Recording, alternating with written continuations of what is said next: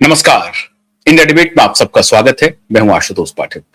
मित्रों, वैसे किसी के भी बारे में ये बात कहनी तो नहीं चाहिए कि आपको तकलीफ होने लगे, आप बीमार पड़ जाएं, आपको लोग देखने के लिए अस्पताल आए और आपकी बीमारी की चर्चा लोग खुलेआम करें।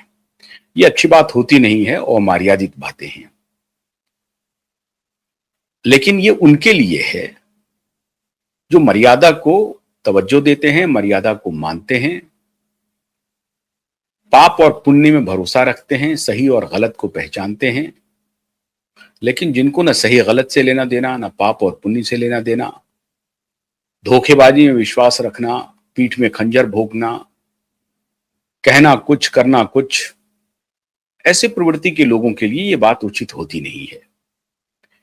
तो मजबूरन मुझे बोलना पड़ रहा है, लेकिन यही सत्य है।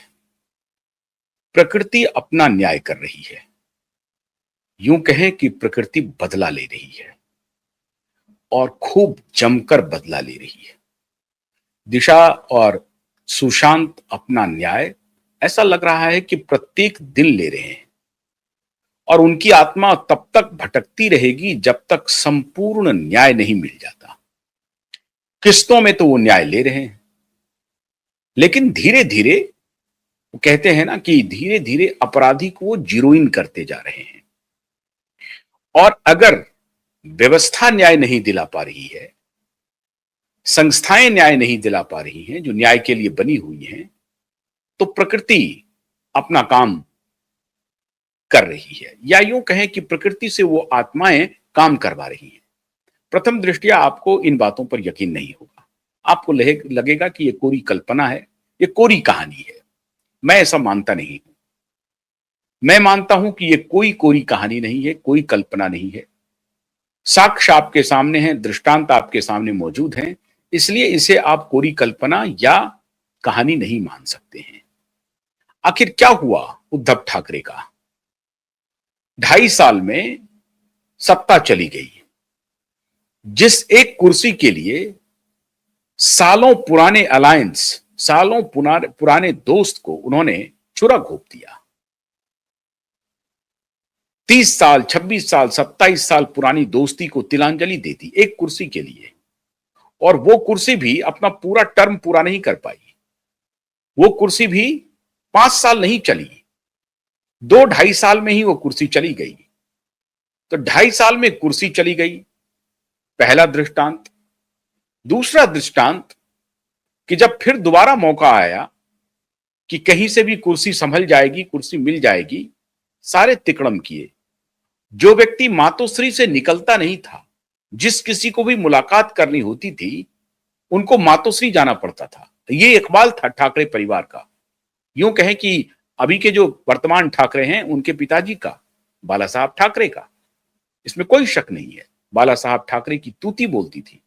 और ये भी सच है कि आप सामान्य से सामान्य कार्यकर्ता से जब आप पूछेंगे बाला साहब ठाकरे और उद्धव ठाकरे के बीच में एक सबसे महत्वपूर्ण अंतर, तो बताएंगे बाला साहब ठाकरे सिंहासन पर बैठते जरूर थे, लेकिन उनका दरबार, मतलब उनका घर, उनके घर का गेट हर एक कार्यकर्ता के लिए खुला था। छोटा हो, बड़ा हो, पन्ना प्रमुख हो, ब्लॉक प्रमुख हो, जिला अध्यक्ष हो, नगर परिषद के अध्यक्ष हो, एमएलए हो, एमपी हो, पार्टी के अध्यक्ष हो, उपाध्यक्ष हो, जनरल सेक्रेटरी हो, सबके लिए बाला साहब का दरबार खुला था। और बाला साहब की पहुंच सबके लिए थी। सबके सब कार्यकर्ता और नेता सब बाला साहब में इसीलिए भरोसा करते थे क्योंकि बाला साहब ठाकरे सबके लिए सर्व सुलभ, हमेशा तैयार रहते थे। दुख में, सुख में, हम हरे हमेशा। इसको कहते हैं पार्टी का नेतृत्व। आप मुंबई चले जाइए, मुंबई में किसी भी व्यक्ति से पूछिए जो पुराना शिव सैनिक हो, वो पहली लाइन यही कहेगा कि बाला साहब ठाकरे तो सबके लिए खुले थे, लेकिन उद्धव ठाकरे मिलते ही नहीं है किसी से। जस्ट अपोजिट, 360 है, माने एकदम उल्टी बात। तो ये जो परिणाम है, आज जो परिणाम भुगत रहे हैं, ये उसी का नतीजा है। तो कहां तो बाला साहब से मिलने के लिए आज भी भीड़ लगी रहती है, लेकिन आज मुलाकात नहीं हो पाती है। जिन जरूरतमंदों की मुलाकात नहीं होती है, इनके लिए जो जरूरत है उनकी मुलाकात हो जाती है। बाकी जो जरूरतमंद लोग हैं, कार्यकर्ता, नेता, जिनको कि इनसे कुछ मदद चाहिए, तो मुलाकात नहीं होती। इनको अगर किसी से मदद चाहिए तो फौरन मुलाकात हो जाती। इतने स्वार्थी किस्म के उद्धव ठाकरे बन गए हैं। और इनके स्वार्थ का तो परिचायक उसी समय हो गया जब एक बड़ी पार्टी जो 100 से ज्यादा सीट लाई हुई है, उसको कहा जा रहा है कि तुम्हारा मुख्यमंत्री नहीं होगा, हम 50 सीट से भी थोड़ी सी अधिक लाए हैं, 56-57 सीट, लेकिन हम मुख्यमंत्री बनेंगे। और फिर ये कहा कि नहीं, ये प्री अलायंस हम लोगों की बात तय हुई थी। अमित शाह को दोषी ठहराने लगे, कहने लगे कि अमित शाह से हमारी बात हुई थी। फडणवीस भी इस बात को जानते हैं। अजीब तरह का बयान। चूंकि इनको खंजर घोंपना था, उन्होंने खंजर घोंपा भी दगा का, धोखे का, तो इसलिए इन्होंने नैरेटिव बनाया कि हमारी प्री अलायंस बात हो गई थी कि चाहे हमारी सीटें कम आए या अधिक आए, हम मुख्यमंत्री के उम्मीदवार होंगे।